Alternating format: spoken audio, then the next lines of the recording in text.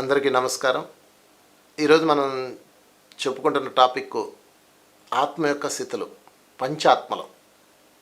పంచాత్మలు అంటే 5 రకాల ఆత్మలు. నిజానికి ఆత్మలన్నీ ఒకటే అంటారు, అంతా ఒకటే అంటారు, కానీ వాటి యొక్క స్థితుల్లో తేడా ఉంటుంది. అది తెలుసుకుందాం. శైశవాత్మ, బాల్యాత్మ, యవనాత్మ, ప్రౌఢాత్మ, వృద్ధాత్మ. ఇది ఆత్మ యొక్క స్థితులు. శైశవాత్మ అంటే అర్థం ఏంటంటే, అసలు ఆత్మ యొక్క స్థితులు ఎలా ఉంటాయంటే, శిలాజలాల్లో, తర్వాత వృక్షరాజ్యంలో, తర్వాత జంతురాజ్యంలో ఆత్మ అనేక జీవాలు పూర్తి చేసుకున్న తర్వాత మనిషి రాజ్యంలోకి వస్తుంది. ఓకే, హ్యూమన్ చక్రంలోకి వస్తుంది. వచ్చినప్పుడు మొట్టమొదటగా శైశవాత్మగా వస్తుంది. శైశవాత్మ అంటే ఏంటంటే దానికి అసలు ఏమీ తెలియదు అనమాట, మూర్ఘంగా ఉంటుంది. ఇలాగ 500 జన్మలు గడిపేస్తుంది. అంటే నేను నాది అన్న దానిలో బతికేస్తుంది. ఈ శైశవాత్మ అంటే మనం ఎలాగైతే పిల్లలు ఉన్నారు, శైశవం అంటే చిన్న పిల్లోడు, బాల్యం అంటే ఇంకొంచెం పిల్లోడు, యవ్వనుడు అంటే పెద్ద యంగ్ బేబీ, ప్రౌఢుడు అంటే 40 సంవత్సరాల వాళ్ళు, వృద్ధులు అంటే 60 సంవత్సరాల వాళ్ళు. అలాగెలాగా అయితే ఉంటుందో అలాగే ఆత్మలో కూడా దశలు ఉంటాయి. శైశవాత్మ, బాల్యాత్మ, యవనాత్మ, ప్రౌఢాత్మ, వృద్ధాత్మ. శైశవాత్మ ఏమంటుందంటే అసలు దేవుడే లేడుపో అంటుంది. ఇదంతా సత్యం, సైన్స్ అంటుంది. బాల్యాత్మ ఏముంటుందంటే దేవుడు అనేవాడు ఉన్నాడు, మనకి ఎందుకు వచ్చిన బాధ దండం పెడదాం ఉంటుంది. ఈ బాల్యాత్మ బాల్యచేష్టలో ఉంటుంది. నేను నాది ఈలో ఈ రెండు ఉంటాయి. మూడోది యవనాత్మ, దీనికి జ్ఞానం వికసిస్తుంది. దేవుడు అనేవాడు ఉన్నాడు, నేను కూడా దేవుడినే, మనం ఎవరిని హింస చేయకూడదు అని సాధన మార్గంలోకి వస్తుంది. ప్రౌఢాత్మ అంటే జ్ఞానంతో బాగా నాలెడ్జి కావాలి, నాకు సాధనతో పాటు జ్ఞానం కావాలి. ఆ జ్ఞాన సముపార్జనకి అనేక మార్గాల్లోకి వెళ్తుంది. తర్వాత వృద్ధాత్మ, జ్ఞానాన్ని సంపూర్ణంగా సంపాదించుకున్న ఆత్మ. అంటే పరమ గురువులందరూ వృద్ధాత్మ కిందకు వస్తారు. షిరిడి సాయి, తర్వాత కబీరు, జీసస్, నానక్, అదేవిధంగా బ్రహ్మర్షి పితామహ పత్రిజీ, ఇలాగ పరమ గురువులందరూ కూడా వృద్ధాత్మ. అంటే మళ్ళీ అందులో స్థాయిలు ఉంటాయి. ఇది పక్కన పెట్టేసి మనం ఇది చూద్దాం. శైశవాత్మ అంటే భయంకరంగా ఉంటారు, మూర్ఘంగా ఉంటారు. ఢిల్లీలో ఒక అమ్మాయిని రేప్ చేసి చంపేశారు, వాళ్ళంతా శైశవాత్మలో. అంటే ఒక జంతువుకు ఉండే లక్షణాలు వాళ్ళకు ఉంటాయి. జంతువు అనకూడదు, మృగ దశలో ఉంటుంది అనమాట. వాళ్ళలో మృగం అలా ఉంటుంది. మీరు ఈ ఆత్మకి పనిష్మెంట్ అయ్యి లేకపోతే ఎన్కౌంటర్లో చనిపోయి తర్వాత జన్మలో అది ఏం నేర్చుకుంటుంది అంటే, ఓహో అలా చేస్తే ఇలా ఉంటుందా అన్న విషయం నేర్చుకొని క్రమంగా అది బాల్యాత్మ అవుతుంది. సో శైశవాత్మకు అసలు భయం ఉండదు. అది చంపేద్దాం, పొడి చేద్దాం, తన స్వార్థం కోసం బతికేద్దాం అన్నట్లు ఉంటుంది. అందుకని మై డియర్ ఫ్రెండ్స్, మీరు బాగా గుర్తుపెట్టుకోవాల్సింది ఏంటంటే, మీ చుట్టూతో ఎన్ని రకాల వాళ్ళు ఉన్నారు. ఇది అర్థం చేసుకుంటే అందరూ అర్థమైపోతారు. లేకపోతే వాడు ఎందుకు అలా చేశాడు, అయ్యో ఒక చిన్న పాపను ఎందుకు అలా చేశాడని ఈ ప్రౌఢాత్మ అంటుంది. ఎలా అంటుంది? ఈ ప్రౌఢాత్మ ఒకప్పుడు అదే చేసింది. అంటే ఈరోజు మీరు 3వ దశలో ఉన్నారు. నాకు తెలిసి ఆధ్యాత్మిక విషయాలు ఎవరైతే చూస్తారో, ఎవరైతే వింటారో, ఎవరైతే ధ్యాన మార్గంలో ఉన్నారో వాళ్ళందరూ 3వ దశ యవనాత్మలో. అంటే యవనాత్మలో ఒకసారి అయిపోయామా? మనం కూడా బాల్యాత్మలుగా ఒకనొక జన్మల్లో రేపులు చేసాము, మర్డర్లు చేసాము, రకరకాలు చేసి ఉంటాం. అనేక జన్మలు అనేక చేస్తేనే ఈ జన్మల్లో యవనాత్మ అవుతారు ఖచ్చితంగా. అందుకే ఎవరిని జడ్జి చేయకూడదు అంటాడు జీసస్. ఎలాగ జడ్జి చేస్తారు మీరు? వాడు దొంగ వెధవా, వాడు ఎదవా, వాడు సన్నాసి, వాడు రేపిస్ట్ అనడానికి ఇల్లేదు. ఎందుకంటే అనేక జన్మలు మనం చేసాం కాబట్టి. సో ఎవరికి జడ్జి చేసే హక్కు లేదు ఈ సృష్టిలో. ఒక్క పరమాత్ముడికి మాత్రమే పర్ఫెక్ట్, ఇంకెవరు పర్ఫెక్ట్ కాదు. జడ్జి చేసే హక్కు ఎవరికి లేదు. కనుక మై డియర్ ఫ్రెండ్స్, మనం ఎవరిని జడ్జి చేయడానికి సిద్ధపడకూడదు. ఈ శైశవాత్మ 500 జన్మలు గడిచాక బాల్యాత్మ అవుతుంది. బాల్యాత్మ మరొక 500 జన్మలు గడిచాక యవనాత్మ అవుతుంది. యవనాత్మ ఇంకో 500 జన్మలు గడిచాక ప్రౌఢాత్మ అవుతుంది. ఈరోజు మీరు ఆధ్యాత్మిక మార్గంలో ఉన్నారు, బాగా సాధన మార్గంలో ఉన్నారు, ఆధ్యాత్మిక జ్ఞానంతో వెలసిల్లుతున్నారు, శాఖారులుగా ఉన్నారు, ధ్యానాలుగా ఉన్నారు, ఏదో గురు మార్గంలో ఉన్నారంటే మీరు ఖచ్చితంగా 4వ దశలో ఉన్నారు. తర్వాత దశ మీరు వృద్ధాత్మ. అయితే ఇటెళ్ళాలా, ఇక్కడే ఉండాలా అన్నది మీ చేతిలో ఉంది. ఎవరు కిందకి వెళ్ళరు.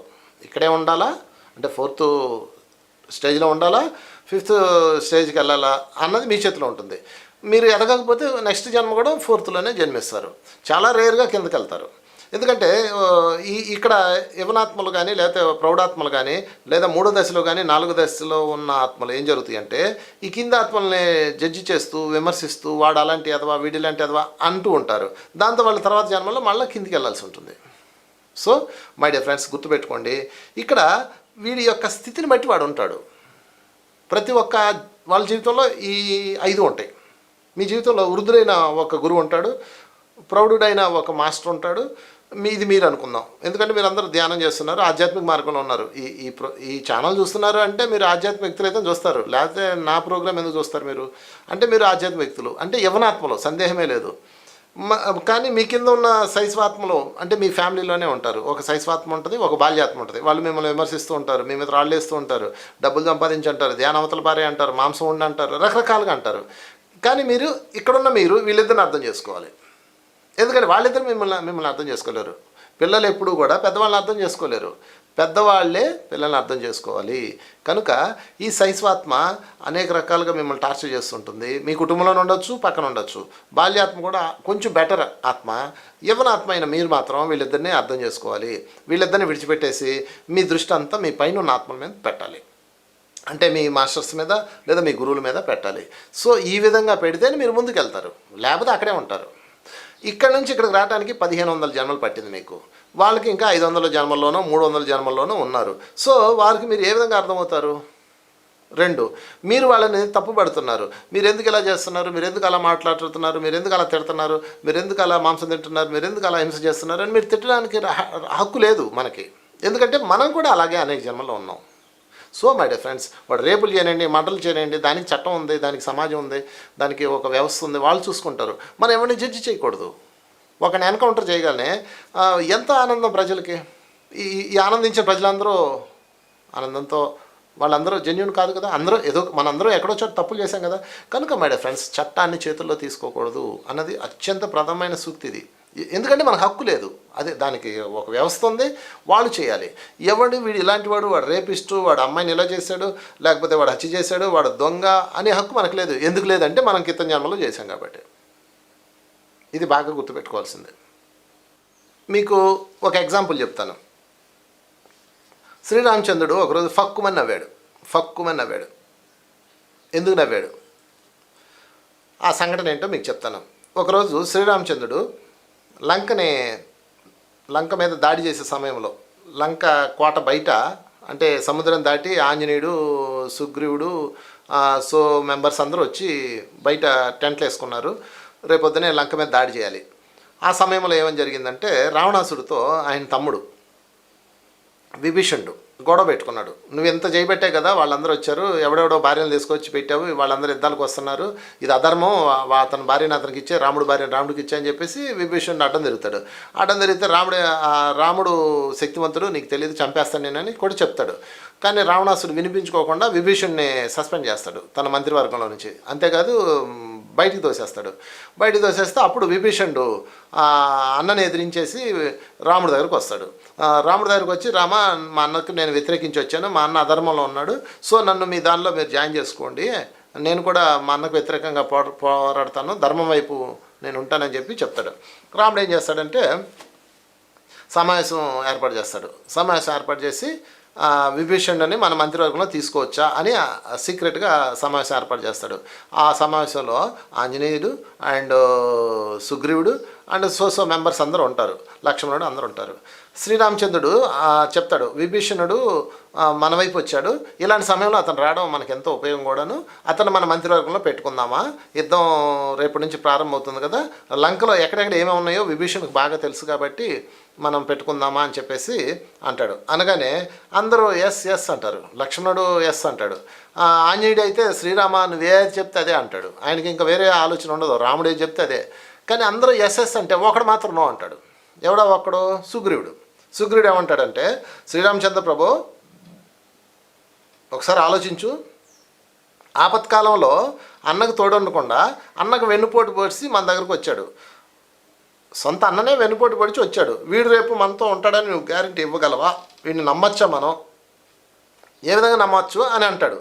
అనగానే ఆ శ్రీరామచంద్రుడు ఆ విభీషణుడు సంఘటన పాయింట్ విన్నప్పుడు ఆ సుగ్రీవుడు అన్న మాటలకి ఆంజనేయుడి వైపు చూస్తాడు, ఆంజనేయుడు శ్రీరాముడు వైపు చూస్తారు, వీళ్ళిద్దరు ఒకళ్ళ వైపు ఒకళ్ళు చూసుకుంటారు. అంతే, శ్రీరామచంద్రుడు పక్కమన్న అవుతాడు. ఎందుకు నవ్వాడు శ్రీరాముడు?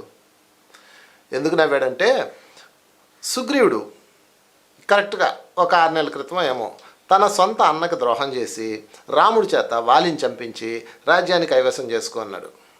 అదే సుగ్రీవుడు. ఇప్పుడు ఏమంటున్నాడు, అన్నకు ద్రోహం చేసి వచ్చిన వాడిని ఏ విధంగా నమ్మచ్చు అని ప్రశ్నిస్తున్నాడు. చూసారా, రాముడికి నవ్వు వచ్చింది. మనుషులు ఇలా ఉంటారా, మనుషులు కాదు వాళ్ళు వానరులు, ఇలా ఉంటారా అని చెప్పేసి ఆయనకు నవ్వు వస్తుంది అనమాట. మన పరిస్థితి అలా ఉంది ఈరోజు. అందరం అనేక నేరాలు, అనేక దరిద్రాలు, అనేక చండాలాలు చేసి వచ్చిన వాళ్ళమే. ఎవరో గొప్పవాళ్ళు కాదు ఇక్కడ. కానీ ఎదుటివాడిని జడ్జి చేస్తున్నాం. ఇక్కడ శ్రీరామచంద్రుడికి ఎలాగైతే నవ్వు వచ్చిందో మనల్ని చూసి పూర్ణాత్మలైన పరమాత్మలైన దేవాత్మలకు కూడా నవ్వు వస్తుంది మనం ఇంకొకరిని విమర్శిస్తున్నప్పుడు. కనుక మై డే ఫ్రెండ్స్, ఆత్మస్థితి అర్థం చేసుకోండి. మీ స్థితి చాలా అద్భుతమైన స్థితి, దాన్ని పోగొట్టుకోకండి. ఎప్పుడు మీరు యువనాత్మ నుంచి ప్రౌఢాత్మ అవ్వాలి, ప్రౌఢాత్మ నుంచి వృద్ధాత్మ అవ్వాలి. చాలా అద్భుతమైన పాయింట్ ఇది. సో శైశవాత్మ అయిన వాళ్ళు, బాల్యాత్మలైన వాళ్ళు మీ కుటుంబంలోనే ఉండొచ్చు. వాళ్ళు మిమ్మల్ని రకరకాలుగా టార్చర్ చేయొచ్చు, హింసించవచ్చు. వాళ్ళ నుంచి ఏ విధంగా ప్రొటెక్షన్ తీసుకోవాలో తీసుకోండి. కానీ వాళ్ళని మదిలో ధరించకండి. వాళ్ళ స్థితి అంతే అని అనుకోండి. వాళ్ళు అంతే, వీళ్ళు ఇంతే అని ఒక ఫార్ములా పెట్టుకోండి. మళ్ళీ ఒకసారి చెప్తున్నా వినండి. వాళ్ళు అంతే, వీళ్ళు ఇంతే. వాళ్ళంటే శైశవాత్మలో, వీళ్ళు అంటే బాల్యాత్మలో. ఇంతే. మీరు ఎలా మారుస్తారు వాళ్ళని? ఆ చక్రం వచ్చినప్పుడు వాళ్ళలో మార్పు వస్తుంది. వాళ్ళ ద్వారా ఏమి నేర్చుకోవాలో మీరు అది నేర్చుకోండి.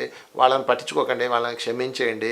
మీ దృష్టి మాత్రం ప్రౌఢాత్మల మీద ఉండాలి. ఇంకా వృద్ధాత్మ అవ్వాలి. మనం కూడా ఒక పరమాత్మ స్థాయికి వెళ్ళాలి అన్న దాని మీద ఉండడమే ఆత్మ యొక్క స్థితి. మరొకసారి చెప్తున్నాను, మీ సమాజంలో మీ చుట్టూ 5 రకాల ఆత్మలు ఉంటాయి. శైశవాత్మ, బాల్యాత్మ, యవనాత్మ, ప్రౌఢాత్మ, వృద్ధాత్మ. నాకు తెలిసి మీ అందరూ యవనాత్మలు అయి ఉండొచ్చు, లేదా ఇంకా మంచి స్థితిలోనే ఉంటే ప్రౌఢాత్మలు అయి ఉండొచ్చు, లేదా ఇంకా ఉన్నతమైనది అయితే వృద్ధాత్మ కూడా అయి ఉండొచ్చు. బట్ శైశవాత్మ, బాల్యాత్మ ఈ ఛానల్స్ చూడరు. వాళ్ళు తిడతా ఉంటారు, పిచ్చి కామెంట్లు చేస్తూ ఉంటారు. వాళ్ళు ఎక్కడ ఎవడు పోతున్నాడో అవి చూస్తూ ఉంటారు. సో మీరు ఇది చూస్తున్నారంటే ఖచ్చితంగా మీరు యవనాత్మే. సో మీరేం చేయాలంటే మీ కింద ఉన్న వాళ్ళని అర్థం చేసుకోండి. వాళ్ళని విమర్శించకండి, వాళ్ళని తిట్టకండి, వాళ్ళతో అసలు పట్టించుకోకండి. వాళ్ళు ఒకళ్ళు ఉన్నారన్న విషయమే మర్చిపోయి మీ పని మీరు చేసుకోండి. ఈ తేడా అర్థమైతేనే మీకు మనశ్శాంతి ఉంటుంది. లేకపోతే ఎందుకు మా ఆయన ఎలా చేశాడు, ఎందుకు మా ఆవిడ ఎలా చేసింది, ఎందుకు మా అబ్బాయి ఎలా చేశాడు అని బాధపడుతూ ఉంటారు. మీరు ఒకటే అర్థం చేసుకోండి, ఓహో వాడి ఆత్మస్థితి అది కాబట్టి అలా చేశాడు, ఓహో వీళ్ళ ఆత్మస్థితి ఇది కాబట్టి ఇలా చేశారు. ఈ సత్యం జీసస్కి అర్థమైంది కాబట్టి వాళ్ళు ఏం చేస్తున్నారో వాళ్ళకి తెలియదు కనుక వాళ్ళని క్షమించండి అన్నాడు తనని శిలువ మీద వేసినప్పుడు. సో మై డియర్ ఫ్రెండ్స్, బాగా గుర్తుపెట్టుకోండి, ఆత్మ యొక్క స్థితులు అత్యంత విలువైనది.